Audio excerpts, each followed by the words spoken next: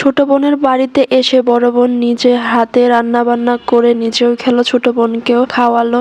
আসলে মেয়েরা এরকমই হয়, নিজের বাবার বাড়িতে থাকলে তারা অনেক ছোট, বা নিজের বাবার বাড়ির মানুষজন তাদের কাছে সে সবসময় ছোট থাকে, কখনোই বড় হয় না। যদিও বা বিয়ে হয়ে যায় তখনও সে ছোটই থেকে যায়। কিন্তু শ্বশুর বাড়িতে গেলে তোমার যতই বয়স কম হোক বা বেশি হোক, তুমি রান্না পারো বা নাই পারো, একটা কথা কিন্তু সবারই শুনতে হয়, বাবার বাড়ি থেকে কি শিখে এসেছো, রান্না বান্না শিখতে পারোনি? যখন তারা বউ দেখতে যায় তখন কিন্তু তারা এইটা বলে না যে তুমি রান্না বান্না পারো কি না, তখন তারা বলে হ্যাঁ মেয়ের মতোই আদর করব, মানুষ করব। কিন্তু পরে বিয়ের পরে দেখা যায় যে রান্না বান্না পারো না কেন, এই পারো না ওই পারো না, মানে কত যে ঝামেলা। কিন্তু নিজের বাবার বাড়িতে মেয়েরা সবসময় সেই ছোট্ট মেয়ে হয়েই থাকে। আসলে আমরা মেয়েরা কখনো মেয়ে, কখনো বৌমা, কখনো শাশুড়ি, আমরাই তো হই। আবার আমরা যখন শাশুড়ি হই হয় বউয়ের সাথে, আর যদি বউ হই কখনো আবার শাশুড়ির সাথে ঝামেলা লেগেই থাকে। কেন ভাই? আমরাই তো। তাহলে এখানে কিসের এত ঝামেলা? আমি হয়তো আজকে কারোর বউ হয়ে এসেছি, আবার ভবিষ্যতে কেউ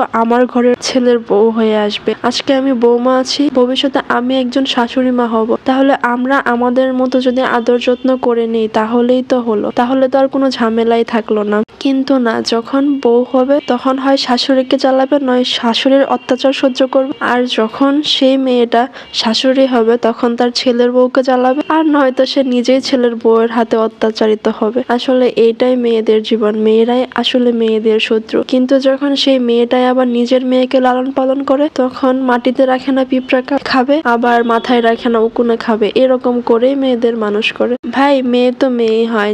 আমার মেয়ে আমি পরের বাড়িতে দিব, পরের বাড়ির মেয়ে আমার বাড়িতে আনবো, এটাই বাস্তব। আর এটা তো মেনে নিতেই হবে। আর পরের বাড়ি থেকে মেয়ে আনলে কাজের বুয়ার মতো ট্রিট করবেন, আর নিজের মেয়েকে চাইবেন যেই ঘরে গেল সেইখানে রাজরানী হয়ে কাটাবে, এটা তো সম্ভব না ভাই।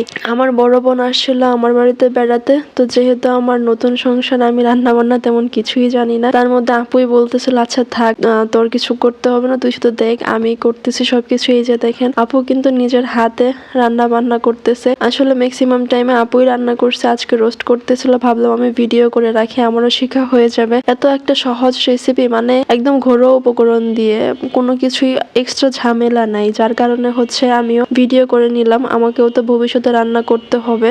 অনেকেই তো অনেক ভাবে রান্না করেন। আপুর এই রান্নাটা কেমন হয়েছে অবশ্যই জানাবেন। খেতে কিন্তু আপুর এই রোস্ট অসম্ভব মজার হয়েছিল, মানে কি বলবো, সত্যিকার অর্থে। এখানে হলুদ ব্যবহার করে না আপু, তবুও হলুদ কালার আসার কারণটা হচ্ছে এটার মধ্যেই কিন্তু আপু এই মুরগির পিসগুলো ভেজেছে, তার জন্য এই পাতিলেই রান্না করার জন্য হচ্ছে এটা একটু হলুদ কালার হয়ে গেছে। এখানে কিন্তু কোনো হলুদ ইউজ করা হয় নাই। আমার কি মনে হয় জানেন, যারা হচ্ছে সুন্দর মনের মানুষ তারাই তাদের ছেলের বউকে যত্ন সহকারে আগলিয়ে রাখে। আমরা কি দেখি, যখন মেয়ের জামাই বাড়িতে যায় তখন মেয়ের মা বা মেয়ের পরিবারের লোকজন তাদের মেয়ের জামাইকে কি খাওয়াবে, কোথায় ঘুমাতে দিবে, কোথায় বসতে দিবে, ওইটা নিয়ে কত টেনশন করে, বা সব থেকে বেস্টটা দেওয়ার ট্রাই করে যেন তার মেয়েকে খুশি রাখে, সুখে রাখে। কিন্তু অপরদিকে ছেলের মা কিন্তু সবসময় তার বউয়ের দোষ খুঁজতে থাকে, কোথায় কি করলো কোথায় কি করলো না সেটা নিয়ে ছেলের কাছে বিচার দেয় আর নালিশ করে। আসলে সবার ভাগ্য সমান হয় না, আমি সেটা বলি। পৃথিবীতে